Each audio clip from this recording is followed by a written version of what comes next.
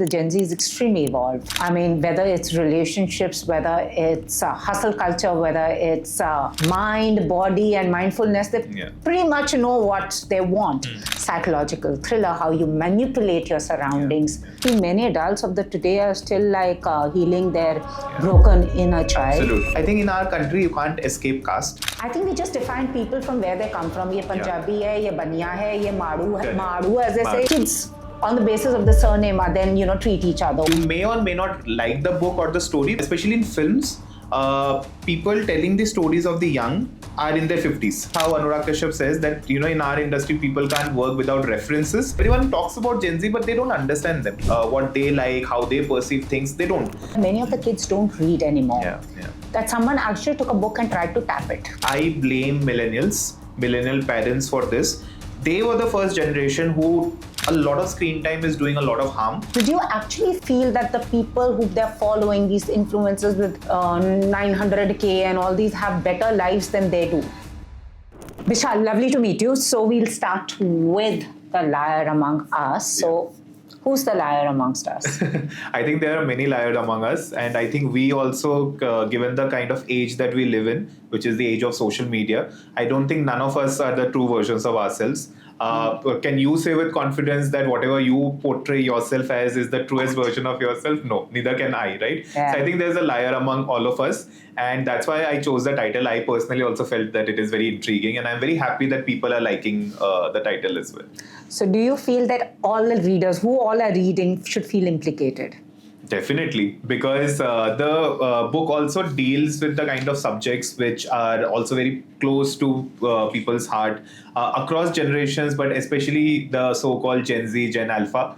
So I have tried to capture their emotions to the best of my ability because I was like, I am already 30 and I don't think beyond a point I'll be able to tell the stories of the young because there will be too much of a gap, right? Yeah. And everything keeps changing over a period of time. I try to, adapt as much as possible. But then I thought that this is the right time. After this, it would be too late. So definitely I feel, a little bit of implication will be there.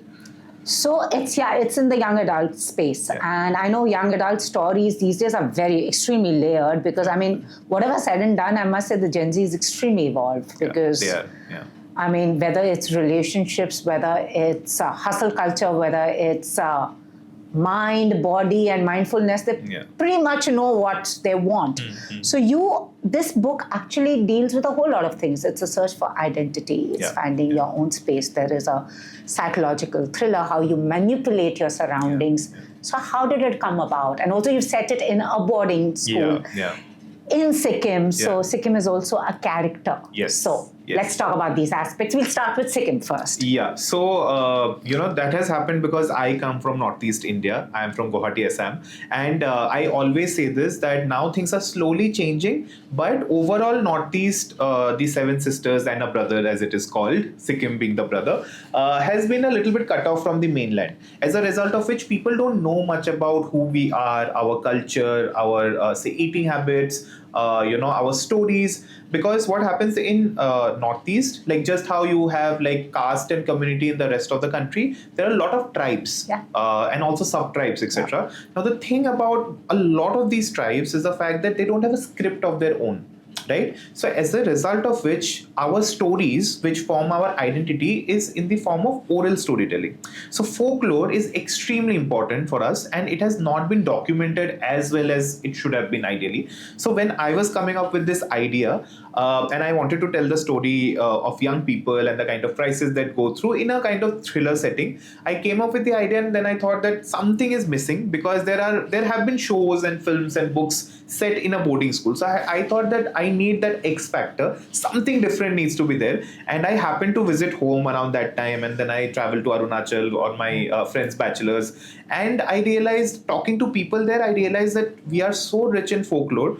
So why not kind of club the folklore of Northeast India in a contemporary setup of a boarding school in Sikkim. And that's how the story kind of evolved. So I also ended up visiting a lot of boarding schools, because for the kind of work that I do get a lot of opportunities to, visit educational institutions. So I did end up staying also overnight in a couple of these places. And initially when I met the students, they were very different. But once I started staying overnight and they were like more comfortable, is when I realized that, okay, this is a completely different world from how I was perceiving. Yeah. Because, no matter how aware we are, I think we remember everything from the prism of who we were. So while initially I was constructing the story, it was as per the times of, my school time.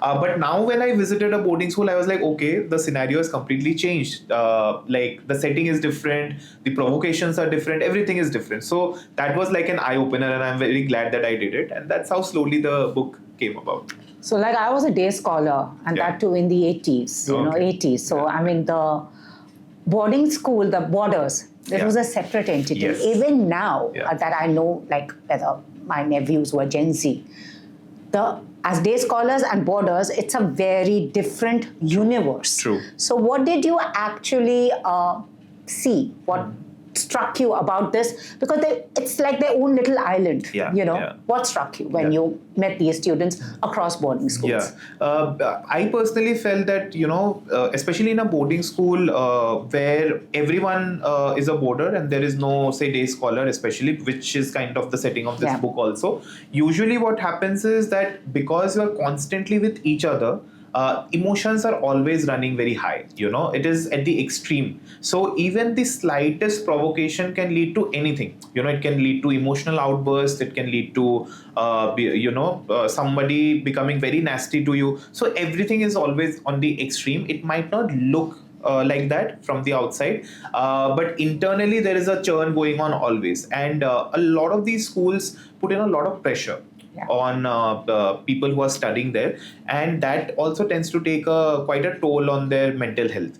Now the conversation has kind of started, and there are counselors, etc. Earlier that was not the case. So I personally feel that earlier people have suffered the most. It's just that they didn't know how to articulate it, and nobody was talking about it. Right now there are better avenues, but people are all the more vulnerable because also maybe it comes from awareness. Like they know that, okay, if I'm feeling a certain way, then I'm going through depression. Earlier that acknowledgement or that knowledge was also not there. Absolutely. Because I just feel many adults of the today are still like healing their broken inner child. Absolutely. Totally. I mean, they might say Gen X or whatever, but I just wish that we all were as aware as Gen Zs, but also too much of awareness also can be detrimental because, but also in boarding school, like as with Angad, like he's seeking his own identity, and where, the whole casteism also comes in, and also these are the privileged few that he is with. It's also interesting your background as someone who's a political strategist and also into films where you are in the midst of pop culture. Correct. How did that influence in painting this scenario and this character? Both my work in films and especially in political campaigns have taken me to places where ideally probably I wouldn't have been. And it has also helped me open my eyes in terms of how perceptions and narratives form such an important part of any kind of marketing tool that exists. And I realized that while researching also, there have been so many observations, and I think in our country you can't escape caste. And I just felt that while it's a young adult story and I was told to keep it on the down low and not make it very heavy, but I thought that I will do extreme amount of injustice if I don't address to it at all, because we all feel that in a privileged kind of setting probably these kind of things don't happen, but that's absolutely not true. Okay, the medium might have changed, the kind of language used might have changed, but the inherent ideology behind it still continue to remains, because that is also conditioning over the years. A lot of people don't even know it's a problem. A lot of people don't know that certain words that they use are actually casteist slurred, because it has become part of pop culture. Right? So these kind of awareness is important, but the person on the receiving end would always know. right? You might not know from your end, but the person on the receiving end will always know. And a lot of them also tend to be very nonchalant about it. Like they're like, "ठीक है, अब क्या कर सकते हैं?" They're too used to it, which I personally feel that is pretty sad. And especially if young people are not cognizant of that and not aware of that, then what's the point? I come from a very privileged background. I have personally never faced it, so probably I wouldn't have able to portray it in the best possible manner. But I thought little bit of awareness is required, and it might not change anything, but even if 5 people read it and become cognizant of that, then I think that's a big win for me. Yeah, no, which is very true. Also, it's not only that Northeast, I know, has got these tribes and everything, but also if you see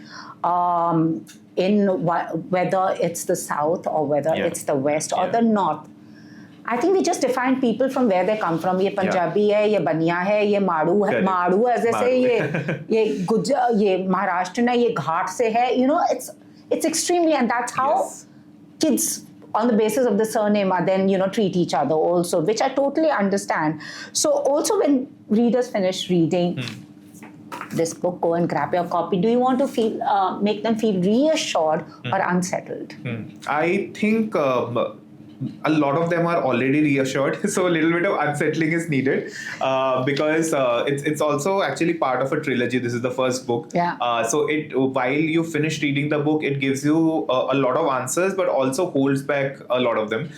So there is excitement for the next book. At least I have tried to do that, because the universe, initially when I was writing it, the intention was not to do a trilogy. The idea was to write a standalone book. But the universe became so huge that I realized that it's not possible to kind of encapsulate everything in one book. So hopefully that they will be unsettled. Hopefully they will be able to understand little bit of nuances that I have tried to put in. I'm not saying I have done a great job in it, maybe, but whatever I could, I have done that. I have made an attempt to also write it in a manner where it is cinematic while you are reading it. So you may or may not like the book or the story, because that art is always subjective, but at least you shouldn't feel bored while reading it. Like you shouldn't struggle like shifting through those pages. So that has been my attempt, and hopefully people would enjoy it. So what lie from your own adolescence still lingers in your memory?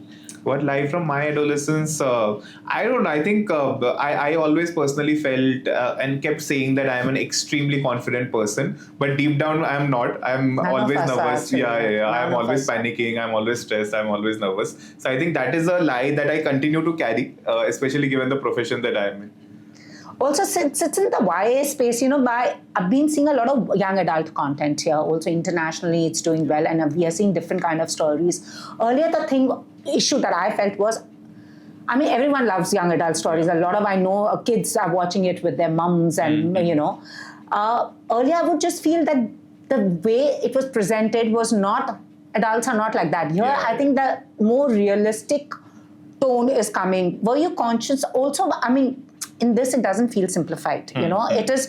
Were you also resisting the idea that young readers need moral clarity? Yeah, definitely. Because I personally feel that especially in films, people telling the stories of the young are in their 50s, right? Exactly. So there is a massive disconnect. So then what they tend to do is like how Anurag Kashyap says that, in our industry, people can't work without references. So then their references American shows and American films and all. And that also of a certain timeline. So then as a result of which there is a complete disconnect. So you would see that, young people who enjoy, stories from the West about young people are not enjoying our stories because they are not relatable. So that's why, in between there was this big surge of TVF and your quota factories of the world, because it was relatable. It was still telling the story of the past, I would be honest. So young people as such were not still watching it. It's people who are now in their 30s or 40s, they are reminiscing and watching it. But still there was some amount of, resemblance of what actually real life is living in India. So I feel that until and unless you allow younger voices to be in the part of the ecosystem and those rooms, you will never be able to tell authentic stories of the young. It will always feel superficial. And like everyone, this is a buzzword. Like how AI is a buzzword, now Gen Zs are a buzzword. And now Gen Zs are also slowly fading away. This is Gen Alpha. I know. But the industry has still not aware about it. They are still talking about Gen Z. So everyone talks about Gen Z, but they don't understand them. They don't understand the medium that they attribute, what they like, how they perceive things. They don't. And then they are not open to new ideas or experimentation. So until and unless you do that, and unless you involve them in the process, things are not going to change. Absolutely. But also another thing is, I know you've written a book, and I was just listening to a podcast where they said something, and this lady had observed in London that many of the kids don't read anymore. Yeah. That someone actually took a book and tried to tap it. Thinking like, matlab nahi. Yeah. What do you think about this thing, their relationship with the written material? Do you see it rising, or because everything is, because I personally like the physical book. Yeah. But these days, every book becomes an adaptation, Right. or they have it on their Kindle, or they Correct. just read it on Goodreads. And Yeah. What is your take? I am an eternal optimist. Okay. But irrespective of that, also, I would say that if you look at hard data, Yeah. then the readership globally is going up. It's not going down. There is still a good, healthy 7-8% year-on-year increase. The only difference is that 90% readers are reading 10% authors, and that is also because of lack of awareness, etc. But I continue to say this, that I blame millennial parents for this. They were the first generation who took an iPad and gave it to their child when it became inconvenient, right? Yes. As a result of which, they have not grown reading books, and that's why there is no culture of reading books. Yep. Right? Yep. That was not the case earlier. Yeah.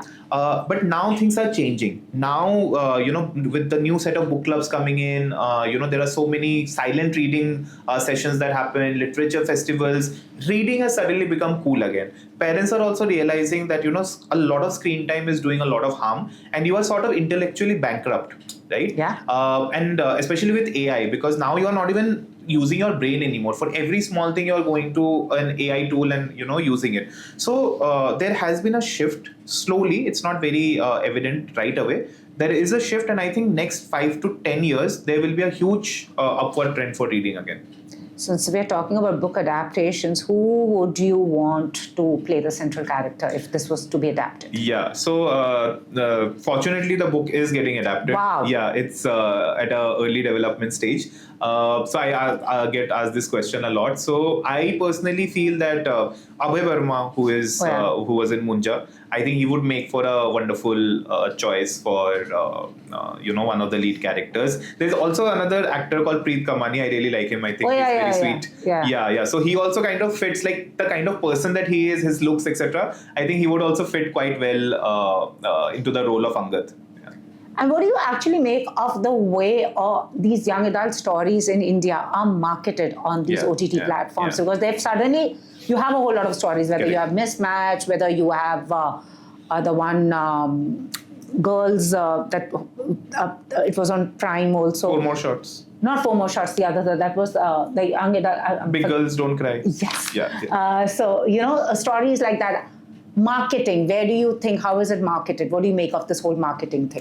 So I again feel that the marketing is not really on point, and that is also because the material is not quite on point. Thoda sa pretentiousness still hai, because like I said, that the people telling those stories are not from that generation. As a result of which, it's very natural to that gap to come in.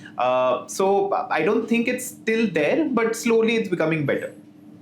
So what do you think is the kind of lie that is most dangerous in our world? The lie we tell others, or the lie we tell ourselves? Definitely the lie we tell ourselves, because then you don't know where to stop, right? Because it just keeps going on. You start believing in the kind of chimera that you create yourself. Absolutely. And that's like the worst. Absolutely. And also, has writing this story also changed how you see your own life? Because writing is very cathartic. It is. And sometimes it also becomes like a diary where, things that you could not, a journal, that you could not address, you address through your characters and scenarios. So is there anything in this book? Yeah, so not just in this book, usually writers are readers first. And I think both reading as well as writing has made me a much more conscious person, because you are always kind of lost in the world that is there in the book, and you are constantly imagining it. Now I am a much more aware person, I am a much more evolved person, and before I say, I am very careful with the choices of my words. I know that my words carry the potential of, even damaging somebody without even me realizing. So I think reading and writing both tends to help you become a better person. And throughout the journey of this process, I personally feel that I have become a much better version of myself. So we'll do a quick rapid fire. So which is the biggest teenage fear today? Which is the biggest teenage fear today? I think they really feel that, they might not be relevant after a point in time. And this has started from kids as young as 5-year-old, right? They're constantly under this pressure of being relevant, which I feel is the biggest fear. I think it also a lot to do with Instagram and TikTok and that validation. Yeah. Exactly. Everything needs to make it to the gram, and it's no longer about experiences or whatever. Yeah. It is just like stage for the gram. So yeah. But when you interacted with these kids, did you actually feel that way? They feel that the people who they're following, these influencers with 900K and all these, have better lives than they do? Absolutely. Because, they only tend to focus on the good side of it. Yeah. They don't want to go through the struggles. As a result of which they feel कि ठीक है, अगर मैं ये कर लूँगा तो ये हो जाएगा, ऐसा कर लेंगे तो वैसा हो जाएगा. And there is this constant pressure. Like even if, like earlier, like how we were also discussing that we would just wear a hoodie and we would go. But that's not the case anymore. They are very particular about how they look, how the lighting is. Like we didn't know right profile, left profile. कुछ नहीं पता. So now, like the other day I was with someone and she's a 11-year-old, okay? And then we clicked a picture and she's like, I don't like the way the light is reflecting my face. And I'm like, oh my God. आज तक नहीं समझ आता मेरा backlight क्या. Exactly. So I said, okay. Then she ensured that we click more pictures. So I mean, this was unheard of, and it is completely a doing of social media. This narrative was never in existence before. Or some people say it's going to self-implode itself. Do you think so? Yeah. I also feel so. Yeah. I think it's hard because it's doing more damage than it's doing good. Because they see all those stars and idols, they want to be them, not realizing the dark side, what they are going through. Yeah. And now accessibility has also increased. Yeah. Like people are aware. Like they say for example K-drama, K-pop, etc. has also got such a big influence. Now they know that okay, I can go to Korea and do a facelift. So even small kids are talking about all of that, which was not the case earlier. Absolutely. And the same trend has been, brought in India. Now there are so many so-called aesthetic clinics all around us, and things have become more accessible. People have better purchasing capacity now. So now they feel कि हाँ कोई बात नहीं, मतलब मैं गोरी भी बन जाएंगे, हम वो भी हो जाएंगे, नाइनोप्लास्टी भी हो जाएगा, बोटॉक्स भी ले लेंगे. People are very the focus is more on external validation. And then they are not also doing it for themselves. They're just doing it for, like I said, for the gram. Exactly. Yeah. So the liar amongst us is actually your social media and the gram. It's not true. One word for betrayal. One word for betrayal. I have to think of this.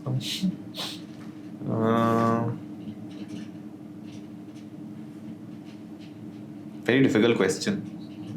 Doesn't sound like one, but. चलो दो बता दो. Depends on what context, no, actually. One word for betrayal. Say Angad. How would he? What would be Angad's word for betrayal? Or your word for betrayal? I think abandonment. Yeah. Screenshot or delete? Screenshot or delete? Screenshot. Actually, everyone is so scared. And those voice notes can get played anywhere. Yeah, absolutely. Truth or peace? Truth. Yeah. Forgive or expose? Forgive. Okay, I sometimes feel that the liars need to be exposed, but can't, Would you rather be lied to or publicly shamed? Lied to. Okay. What's a lie you told as a teenager that still embarrasses you? What did I say I think, as a teenager, maybe no, but when I was very young, I said that my father is in police and then, don't mess with me and then he'll come and catch hold of you and all of that. So I think that was quite embarrassing because almost everyone knew that that's a lie. So. No, but then I think that was the writer in you because writers keep spinning these own stories. Yeah. When I was very young, I was always spinning stories. Like I became better as I grew up. Like I channelized that into, better creative mediums, but otherwise I was always spinning stories. But these days, I know a lot of young kids, again, because of the social media, because of peer pressure and to appear cool, create a parallel world. Yeah, totally. Because I've seen, and it's very scary. Correct. So, do parents actually know their children? No. I think that's for every generation. Yeah. They don't. Because I think every generation is dealing with generational trauma of the past. Exactly, yeah. So they think they do, but I don't think so they do. Is honesty overrated? Yes. What makes you say that? Because a lot of times we feel that, we have this arrogance of honesty, a lot of us, not everyone, but honesty doesn't really help always. A lot of times it tends to do more harm. So possibly we need to be a little bit more considerate. So if a teenager is watching this, feels like there is a liar in their group, so what should they do? I think they should have a conversation because things have become very superficial these days. People are very afraid, to confront, to just sit down and have a healthy conversation. So I think more healthy conversations are needed. So as you said, it's getting adapted. But if it was to become a Netflix series, your trilogy, who would you cast as the liar? We discussed Abhay and all, but like your go-to, like this person would be the liar. It could be, actually from Gen Z or millennial bhi ho sakta hai. Yeah.